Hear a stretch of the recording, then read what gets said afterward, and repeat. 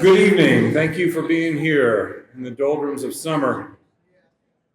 Um, we got a nice, cool space this evening. Compliments of the Starling Hotel Atlanta Midtown, so we appreciate them hosting us. Um, we got a lot of things we could talk about today, but I think let's talk Midtown. I don't know if anybody reads the New York Times, but in the Sunday New York Times, they had a painting. And the challenge was, can you look at this painting? It was by an artist, Whistler, very famous. He did Whistler's Mother, if you remember that painting. The challenge was, can you look at this painting for 10 minutes straight and just see what you notice, the reflections, the contours, you could zoom in and stuff.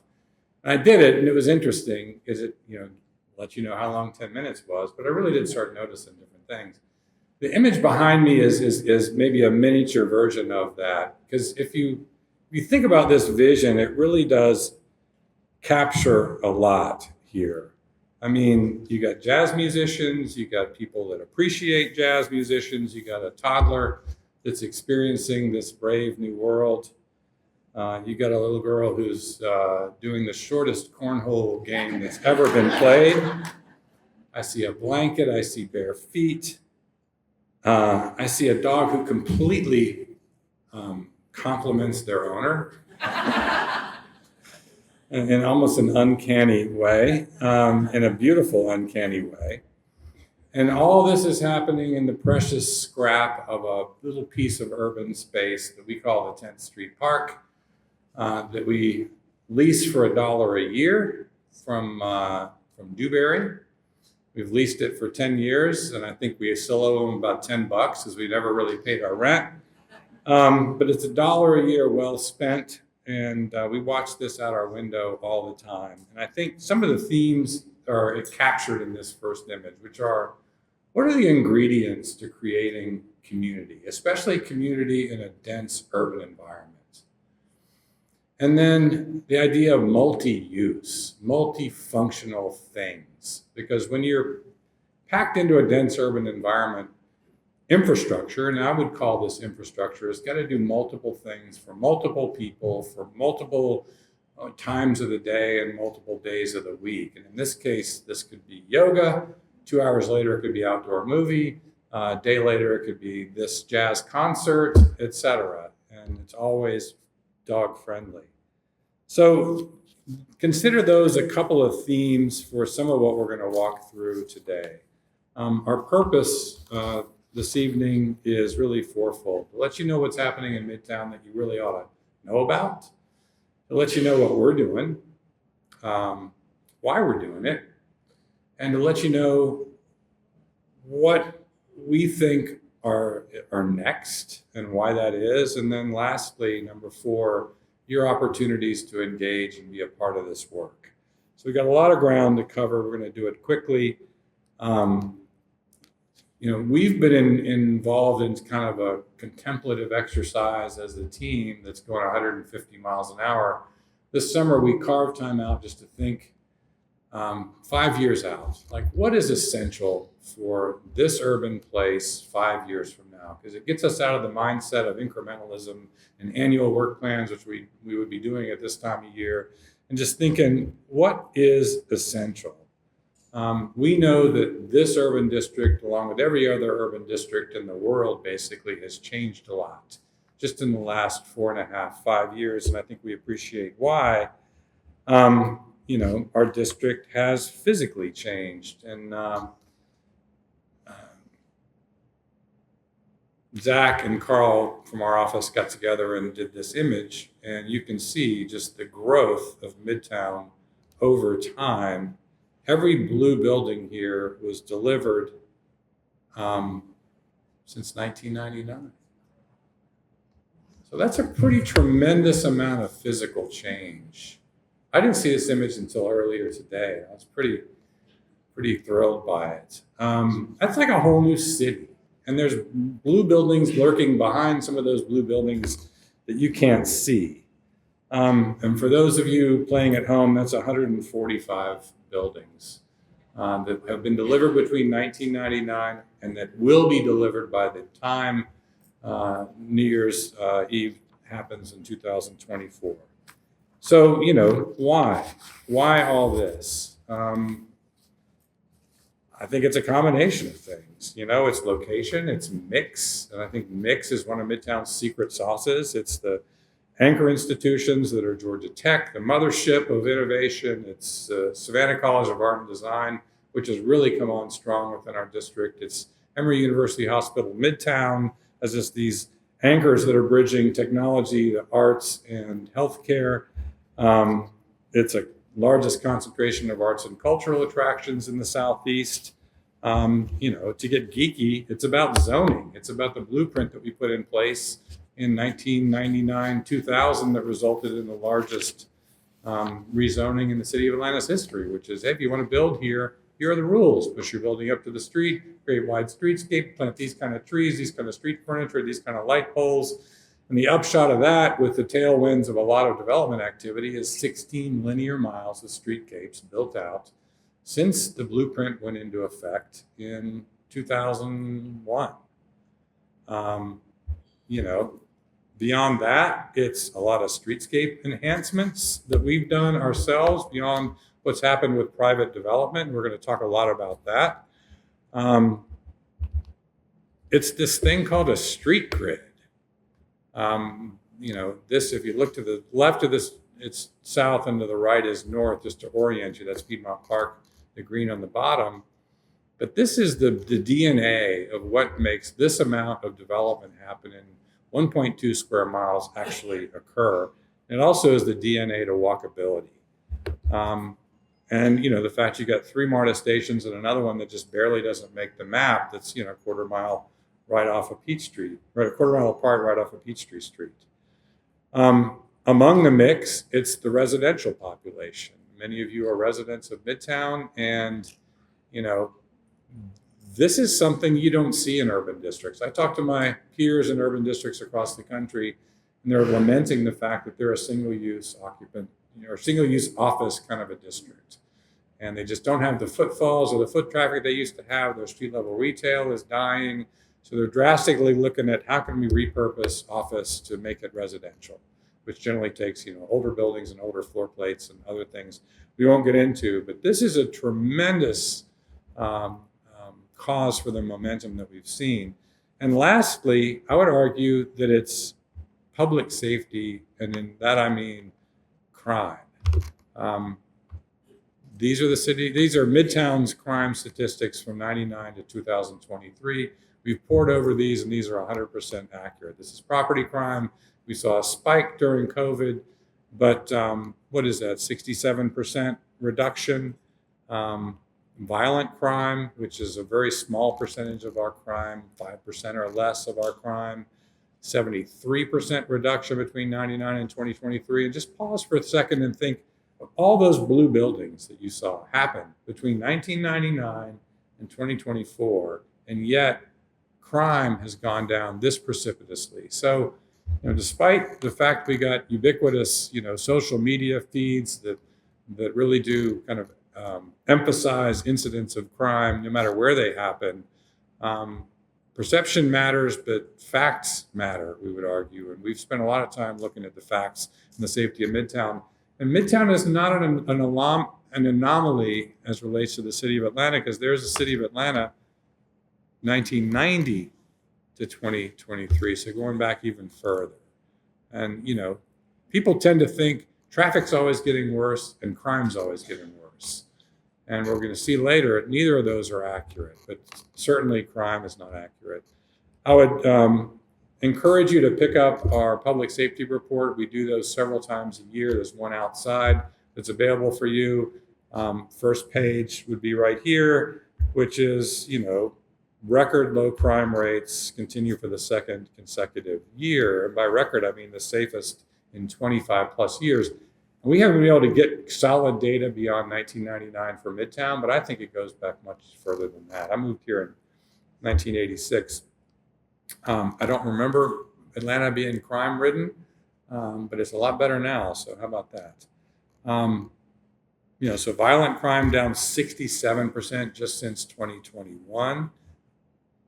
6 stranger-on-stranger crimes so far this year.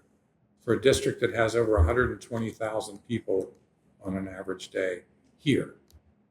So facts, property crimes make up 2/3 of the crime. The total crime in Midtown, again, trending the right way, down 58%, and 63% for these two crimes, which are theft from auto and auto theft.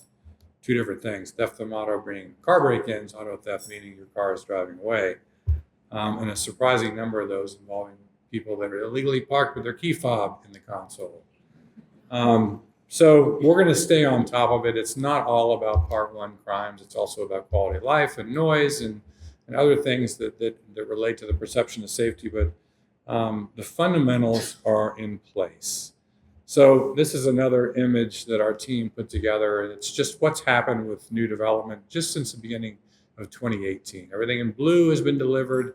Everything in green is under construction, and the orange ones have actually cleared the development review process. They're not just an idea, but they've gone so far as to clear the development review process. So as we thought about this 5-year imperatives, it's clear that, what worked over the last 20 years to give you all those blue buildings, maybe not the same thing that's going to work over the next number of years. And so, looking forward, what do we expect to be different? Number one, there's going to be a pause in new development. There has been no new building break ground in Midtown since May of 2023. There probably won't be a building that breaks ground this year. There may not be a building that breaks ground next year. So think of it as sort of an opportunity for Midtown to catch its collective breath. That's not a bad thing. The next statistic, which is at least worth talking about, which is the number of people who spend time in Midtown. I mean, this is everybody from visitors to residents to students to office workers. And for visitors, we're saying you got to be here for at least 45 minutes. Most other peer cities that I've seen say 7 minutes. So we've been looking at what are other drivers of change. We can look around. I got off a conference call at about 19 minutes till 6 this evening. Grabbed a scooter. Had to take a picture of my driver's license to get it, so I was stressing out, but I got over here in time. But the revolution in battery technology and micromobility is here. And it's going to continue to be here, whether it's e-bikes or scooters, whether it's on-demand transportation, whether it's Waymo, and we're seeing self-driving cars through Midtown all the time, but we're determined to not let robots determine our future. That's one big driver. Retail spaces continue to compete for brick and mortar spaces, but there's a diminishing number of retailers and a growing number of brick and mortar retail spaces. So that's competitive, and Ginny's going to talk about that in a minute. We got the growing online purchases and Uber Eats, meal deliveries that are a double whammy because you also got to accommodate the delivery vehicles, which we'll talk about here in a minute. We've got other urban districts that have cropped up recently. Think about the Beltline, very dynamic urban district. Think about West Midtown. We're achieving a rich set of experiences that appeal to a broad range of people and interest. Again, not just an office worker. Whether you work here, whether you live here, whether you're just visiting, whether you're come here to learn. And how you do this, you make Midtown read more like a neighborhood. More engaging, more human scaled at the street level. More reasons to be here, more reasons to come early, for example, if you're coming to an arts and cultural attractions, more reasons to stay late, or more reasons to just go around and explore. And these two things are really closely intertwined. So what does it mean?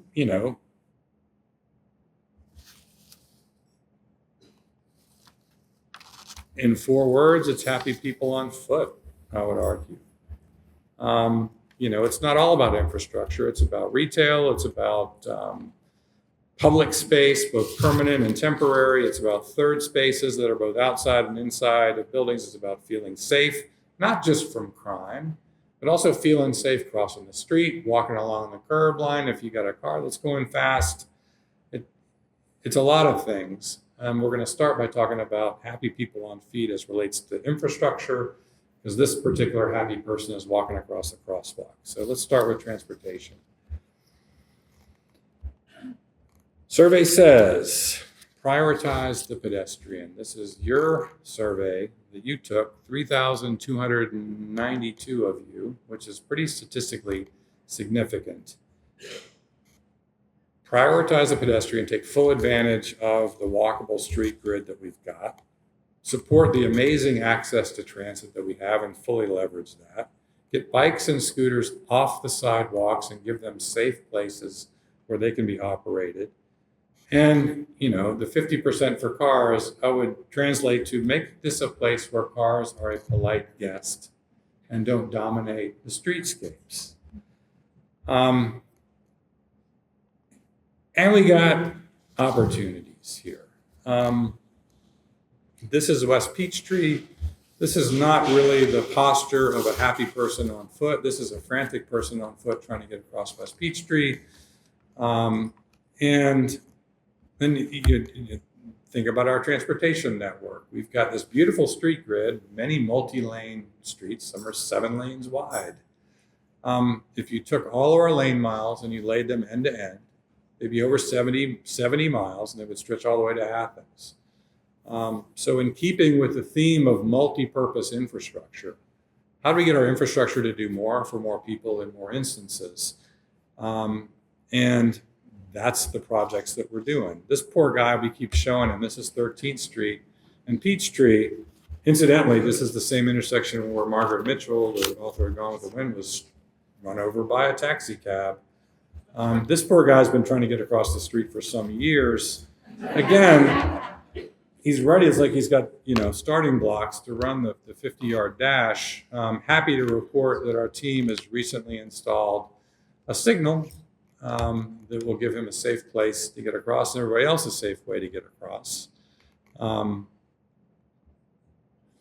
This is another signal on 13th Street at Peachtree Place. These are 2 new signals that have been put in. They're part of 3 signals that we've just done.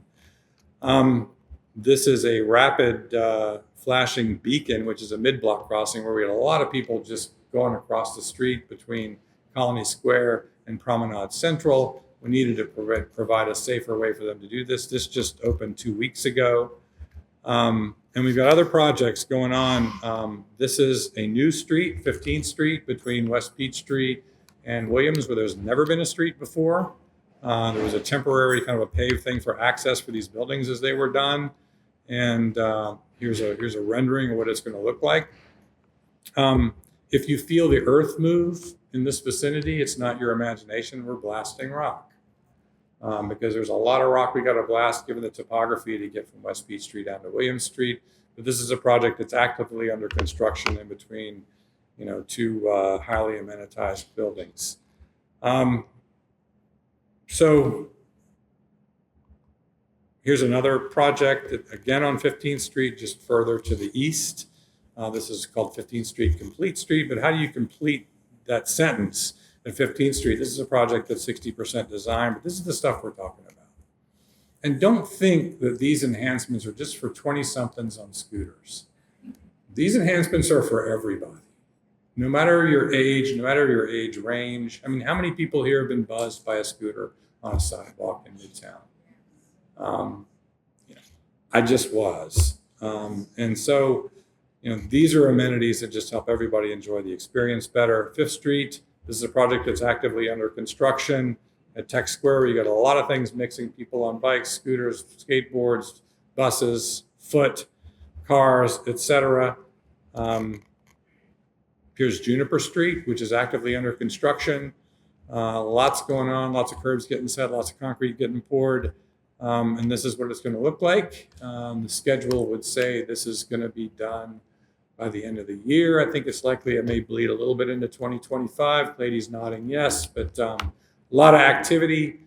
Believe it or not, the latest delay is there's trolley tracks 2 inches under the tarmac. All that's old is new again, right? We're building trolleys.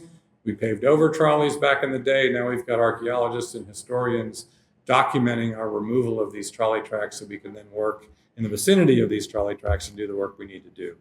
10th Street Bridge enhancements. We have a conditional notice to proceed. We're waiting on a final signature, but we got a contractor, we got a low bid, and we're moving forward. This is what it's going to look like. Well, this is not exactly what it's going to look like. The design has changed a bit. This is pretty much what it's going to look like. You get the idea. Again, repurposing a lane, making it more useful, multi-purpose infrastructure, right? Versus single-use, cars only, everybody else, grit your teeth, buckle up your chin strap, and try and stay alive. Spring Street, this is a project north of 17th Street. This is a little bit of an old rendering because Skad's built this massive buildings where the old Spring Hill Suites was, which is shown there. But this is what it's going to look like. So a lot of activity going on that's good, but we got a lot more to do. There's one project that's worth talking about today, which kind of sets the stage for what's next. And that is Peachtree Street, our signature street. When you think of Atlanta, you think of Peachtree Street. This is a picture I took out of the windshield of my car not long ago. It doesn't really read like a signature street. This is a random afternoon. It's essentially a 2-lane street now because so many people are illegally parked on the curb lanes, whether it's deliveries, Ubers, Uber Eats, or people that just stop with their flashes on and go buy a sandwich. There's no way to enforce this. It's absolute whack-a-mole. We've written thousands of parking tickets. The minute you take your detail off, somebody new is pulling up, parking, putting their flashers on. So there's got to be ways to get around this. Our team has spent a lot of time talking to people in terms of what they want to see. We've gathered a lot of input, as you'll see. But the whole idea is, what would it take to make the Peachtree corridor really read more like the best urban corridor in the United States? Because why not be aspirational? Look at the great things that are happening here. What is it going to take to apply some of these aspirations to this? And so the scope is, and we're talking about transportation now, but just understand the scope is more than just what's happening between the curbs. It's what's happening between the curbs. It's what's happening at the furniture zone. It's the sidewalk. It's the supplemental zone all the way to the building. It's what's happening with adjacent private space that's adjacent to the corridor, and what you can do with that. So don't think of this as solely a transportation project. Among the input we've got, cars are going too fast, not surprisingly. I don't feel safe as a pedestrian. Cars are blocking lanes. We need more parklets. Interestingly, not a single person said, Peachtree functions just perfectly now, don't change anything. Survey says this is over 3,500 of you. What do you want to see on Peachtree Street? Not surprisingly, address speed, multimodal lanes, etc. You can read the slide. But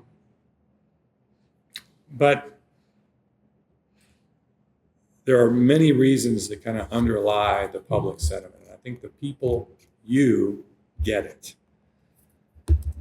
Statistic. She was okay. Not great, but she was okay and emerged wholly recovered.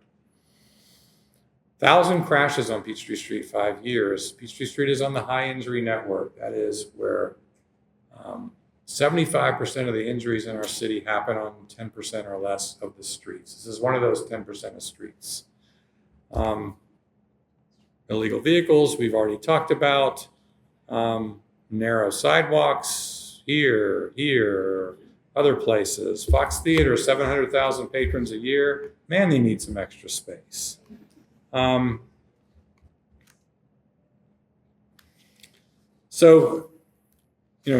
story is complete without some historical context. And some of you may have seen this before, but let's go back in the time machine for a second. Peachtree Street back in the day. I think that's some of the trolley tracks we were digging up. Peachtree Street circa mid-1950s, and that's around St. Mark's. 1 lane each direction, designated parking on the curb. Worked pretty good. Peachtree Street circa late 70s, 80s, and all the way until today. It was basically street parking was taken away, and the whole idea was how do we move people through Peachtree Street as quickly as possible. It was basically just get through, roll up the windows, hit the gas. This is a time when Midtown was pretty disinvested. And we haven't changed since then. We really haven't changed the street network significantly since then. So it's time to take a fresh look. Pretty confusing street movements. If you're a driver and you drive on Peachtree Street, this is what you're doing. You're going around parked vehicles, you're dodging cyclists, you're trying to make a left turn with blind spots, etc. And here's sort of a graphic representation of what's happening. This is just between 10th and 12th Street on Peachtree Street.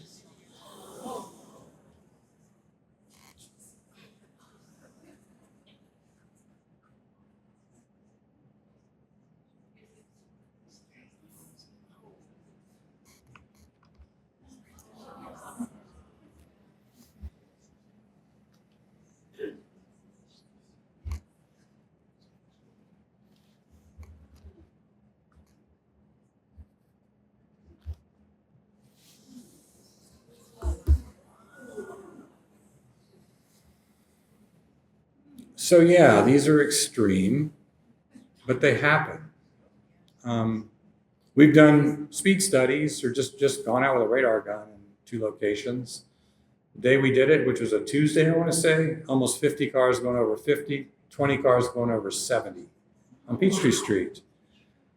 So I show you this because it's better to show people than if I just say people are driving too fast on Peachtree Street. It's sort of just, you sort of brush past it. This also points to potential solutions.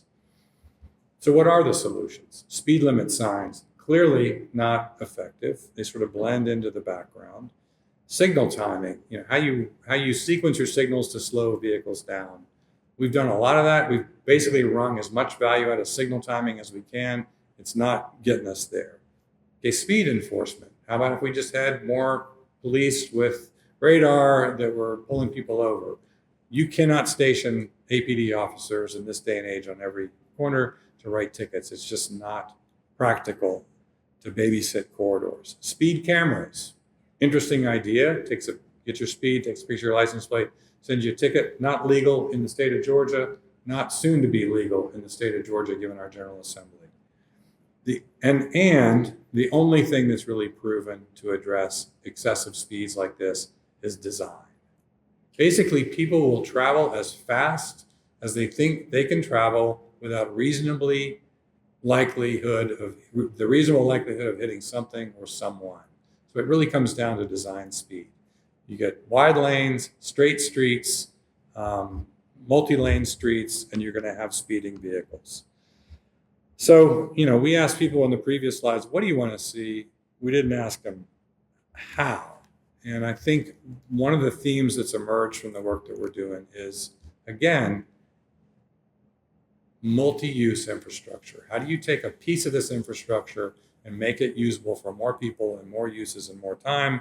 Spoiler alert, this is where we're heading. Repurpose a lane. This is around the Fox Theater looking south. They need the sidewalk width. What if you took a lane? You had one through lane north, one through lane south, and a dedicated left turn lane so people aren't stopped waiting on left turners. That dedicated lane in the center could be a median. It could be a loading zone, as is done in other major cities across the country. But there are opportunities to bring our streets into more of a healthy balance than currently exists. If you think about Peachtree Street, in that area, it's a 4-lane cross section, you call it. It's 4 lanes. Further north, it's 5. Further north, it's 7 lanes. So we got some opportunity here. What could you do with this reclaimed pavement? It's not all sidewalk. It could be designated loading zones. It could be multimodal lanes. It could be, again, a median strip. It could be improved transit stops. It could be a lot of different things. Another myth. You saw, crime isn't increasing like you might think reading the newspaper. Well, neither is traffic. Let's untangle this kind of bowl of spaghetti and tell you what it really means here. And this is maybe counterintuitive thinking about all those blue buildings and the skyline increases that you saw. This is what's happened with traffic counts by GDOT from 1990 through 2022. We haven't gotten 2023 data yet, but you see the trends, basically. This is in 4 different parts of Peachtree Street. AADT stands for Annual Average Daily Traffic, if you need a new acronym, which is a metric used by the transportation industry to just say, look, how many people are traveling these corridors on an average day? Total number of vehicles divided by the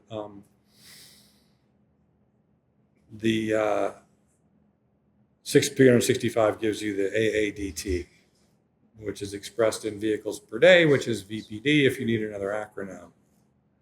LOL.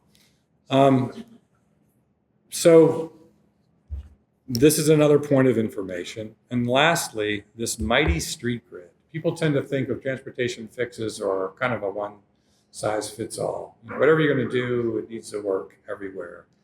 And the street grid is the key differentiator for Midtown compared to other major business districts that you're familiar with. In this case, the team took 1 square mile of Buckhead, 1 square mile of perimeter.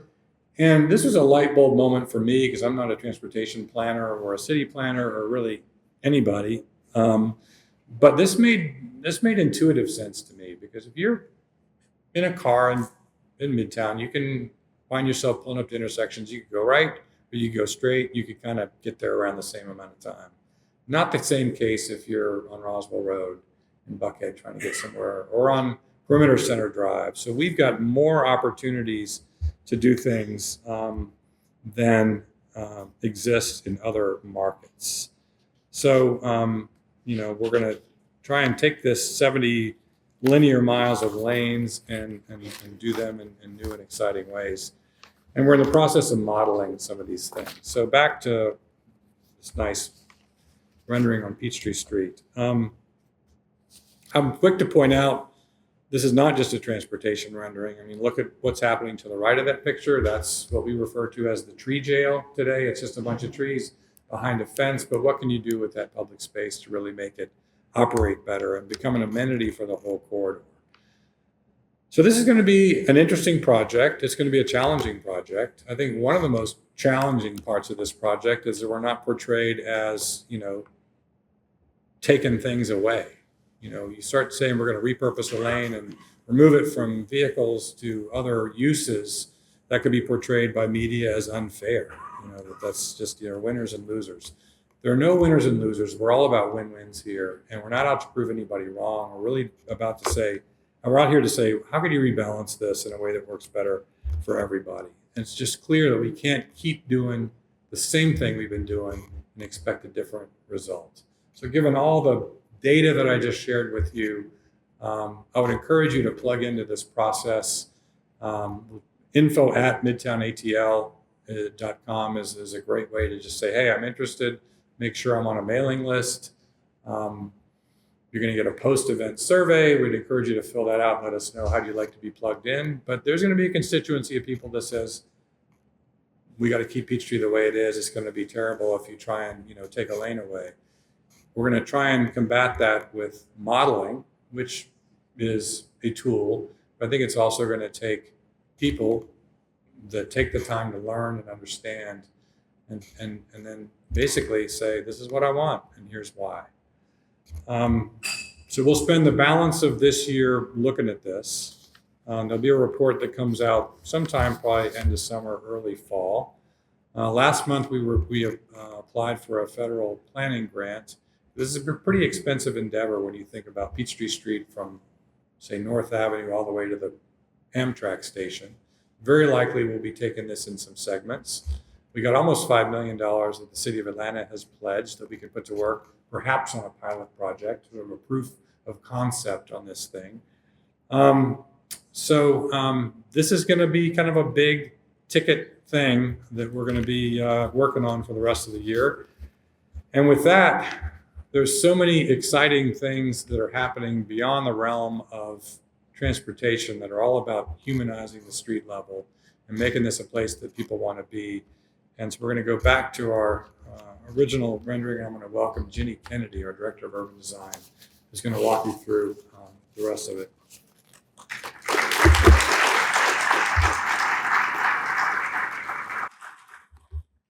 Hey everybody. I'm so excited to be standing up here because where I was sitting was directly under a vent, and I have been shivering for the last 30 minutes. So it feels warm and comfortable up here. And I'm going to try to go quickly because I know we're running a little short on time. But I just want to tell you about all the great things that there are to do in Midtown and what Midtown Alliance and many of our partners are doing to bring this place, not to bring it to life, to keep the living going. So I'm going to start with the mothership of art and culture in Midtown. This is the Woodruff Arts Center. And, this is probably one of the most beautiful green lawns in Midtown, but in its current form, it's not doing so much for public life. So the folks at the Woodruff Arts Center have done an amazing capital campaign. They've raised more than $65 million, and I think they're still going to do some pretty significant upgrades to their campus that are going to invite people in and create better connections between the building itself and Peachtree Street. So this is a preview of coming attractions. Carl, who is on our team and reviews all the new development at Midtown, has been working closely with these guys. And you're gonna see big changes. I think they're scheduled to be completed by the end of next year. And in addition to some really beautiful campus upgrades, they're going to be completely renovating the Memorial Arts Building, which is the white building in the background. They're going to have expanded programming for kids and families.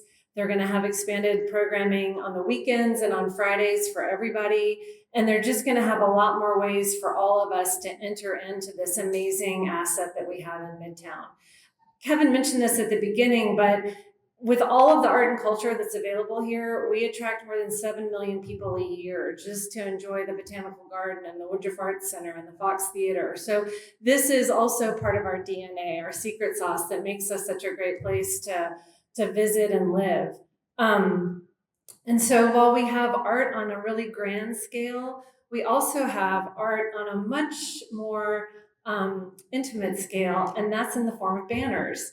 Brian and Zach and the team at Midtown Green spent a lot of time leading up to the Peachtree Road Race to get 200 banners designed and printed based on submissions that we'd received from professional artists, amateur artists, hobbyists, people that really had a flair for putting together graphic design that would look great on a street banner.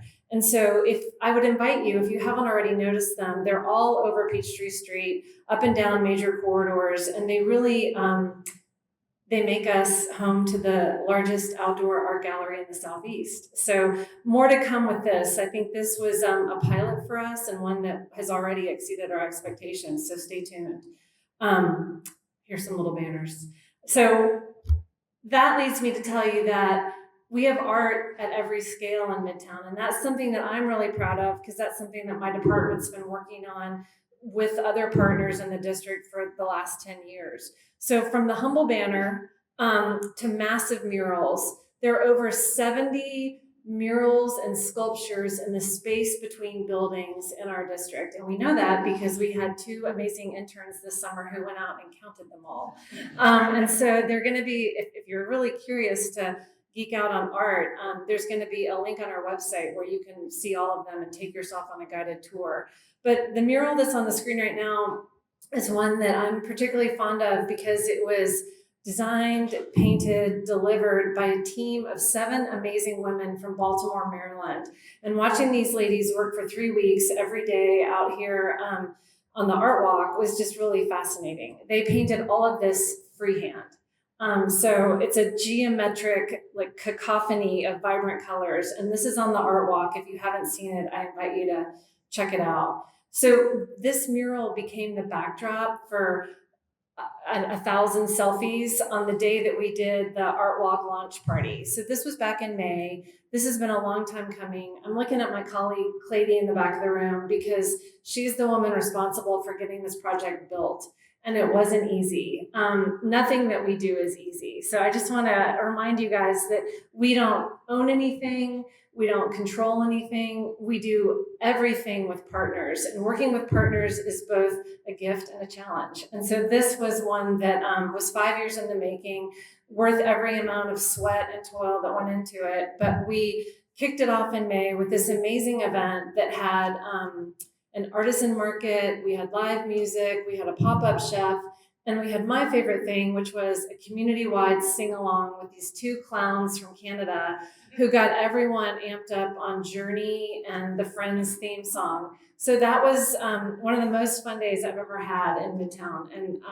And there's more stuff like this to come. So what's really cool about this is we probably had between 700 and 800 people milling about in this public space on a Saturday. Neighbors hung out with neighbors, people met new friends, people from work saw people that they hadn't seen in years. It was just a great mixing pot. And I think that's what Midtown is to me. Kevin talked about the mix. We have so much here, whether it's a street grid, amazing access to transit, tons of people in office buildings, lots of residents, but it's that mix. And so I think we're trying to figure out all the places that we can engineer what feels like spontaneous combustion, where all you guys are coming together in public spaces. We're just running out of public spaces. So our most beloved, the hardest working public space in Midtown is this one.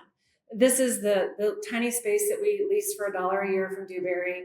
It's the 10th Street Park.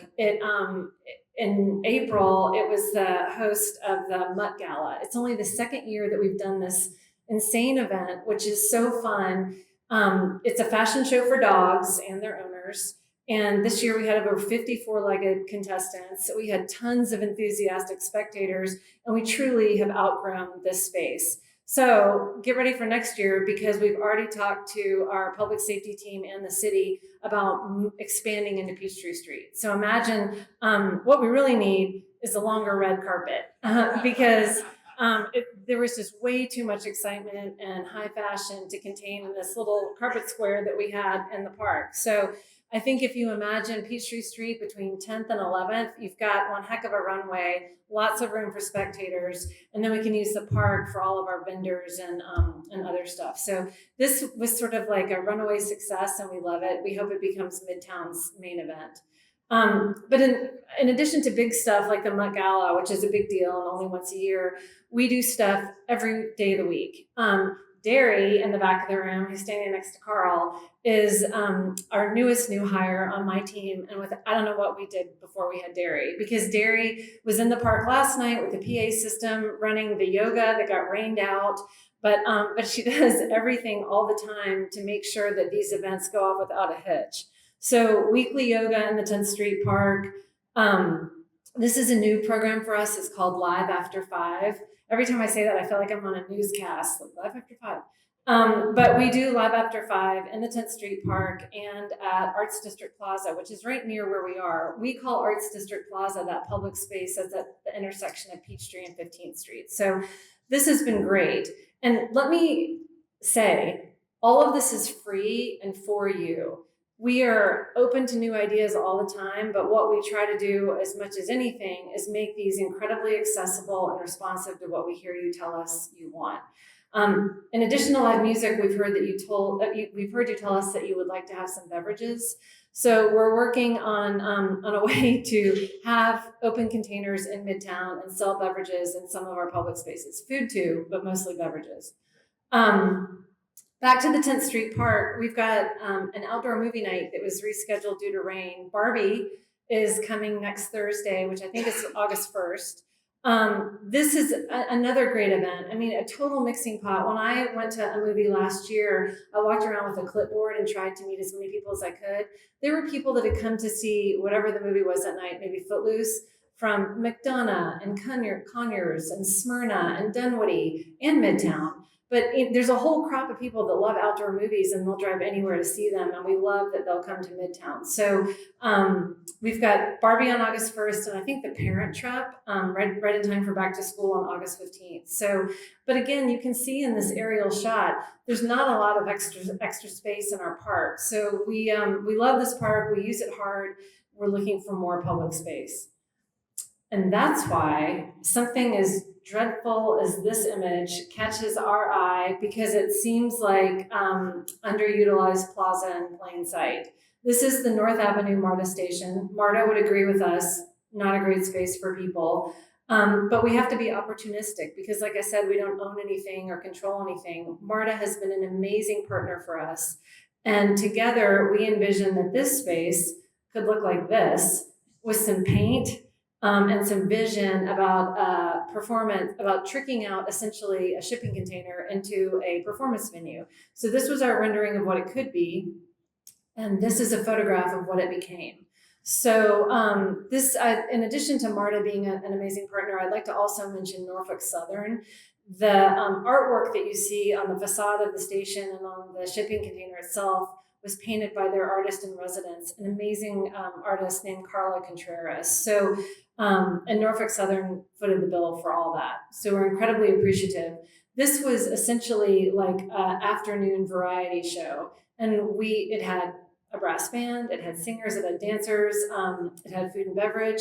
This is the kind of programming that we would like to do in more and more spaces, but this one is at the ready for us. And I'm gonna show you how to do it at the end, but I invite you to go to our website and look at our event calendar early and often. There's stuff on there all the time. And one thing that you should put on your calendar for this weekend is Atlanta Streets Alive. How many people here have been to a Streets Alive? Okay. I mean, so it's really fun. And it's one of the times when I feel most proud to be an Atlantan. It's like when I wish all my friends could visit me, because there's so much energy and excitement and sort of human-powered fun on the street. So Streets Alive is this Sunday, July 28th. And again, Derry, August 5th, 18th? 18th. Okay. So we've got 2 more in Midtown before it leaves Midtown for a bit and goes to other neighborhoods. I'd invite you to come out. It's so fun. And one thing I want to make a plug for is this concept that we started piloting this year. So what you see behind me is the artisan market that happens at the service parking lot at Peachtree and 12th Street. So this started with 30 vendors, then it went to 40 vendors, and this weekend they're going to be 50 vendors there. And the reason is because they've killed it. So this was a big leap of faith for us. We were working with some great guys at Georgia Vintage Goods who run this market. But what it demonstrated is that people want to shop in Midtown. They just don't have enough places to do it. And so whether you like vinyl records or vintage clothes or potted plants, this is where you come to check it out. And so some of the vendors have reported record sales in May and June.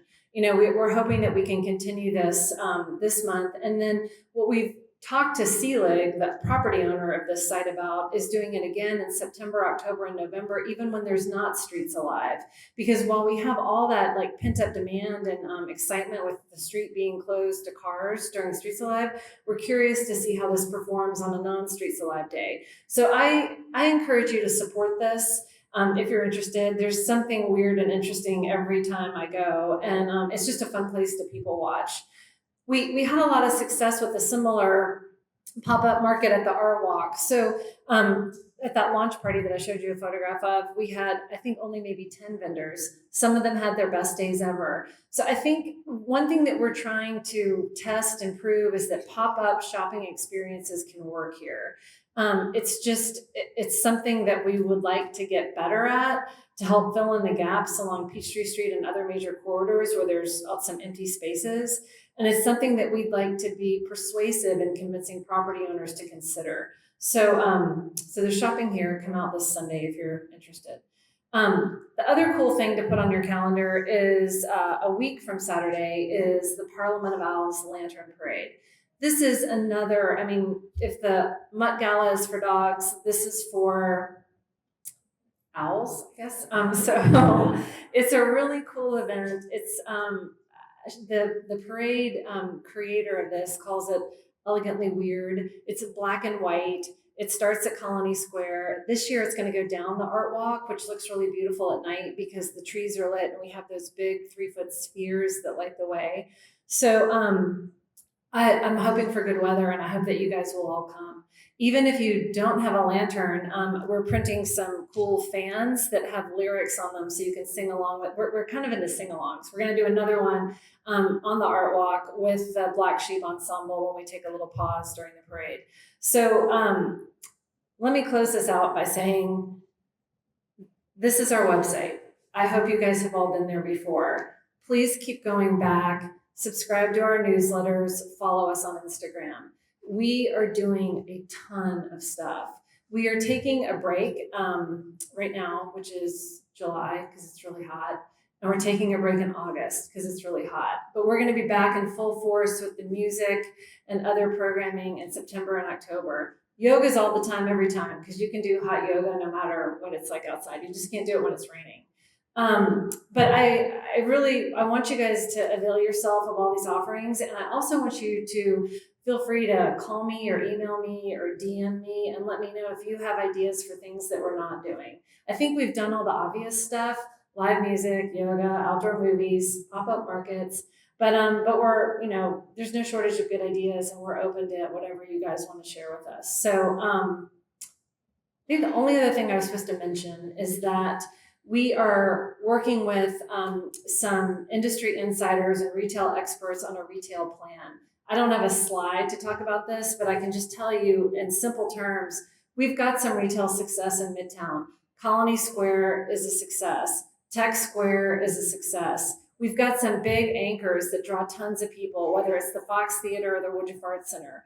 We have identified 3 locations in Midtown that we consider our heat islands. We know that people are going there. We want to make them even more understandable as destinations in our district. So our team is working on coming up with messaging and identities around these locations, and then we're going to be working on a merchandise plan for these locations to try to persuade landlords and property owners to think more holistically about the district and come up with a curated vision for how these places can be activated with retail.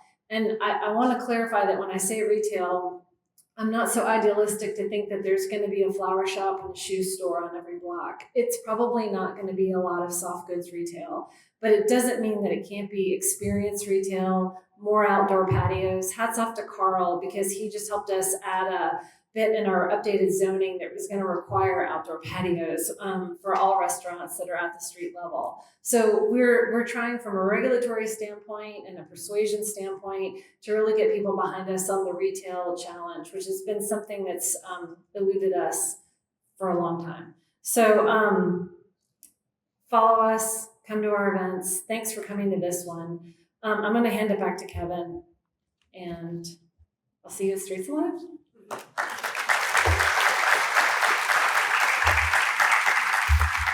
Thanks, Jenny.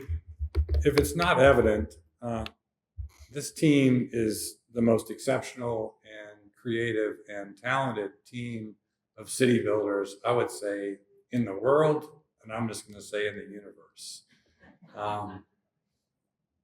They do a lot, we do a lot, but we don't do it alone, and we need you. So I'll echo Jenny's request. If you like something we're doing, come on out. Tell your friends. If you're not sure your building knows, if you're a resident of Midtown or you work in Midtown and you're not sure your company knows, help us get the word out. If you like something that we're doing, let us know. If you don't like something that we're doing, let us know.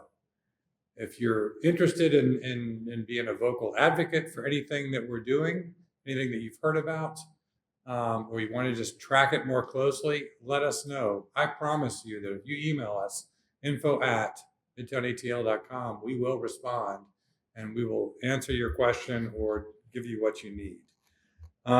So with that, let me just close with one last thing. And that is, we are excited to share that we're planning to launch a young professionals group in Midtown.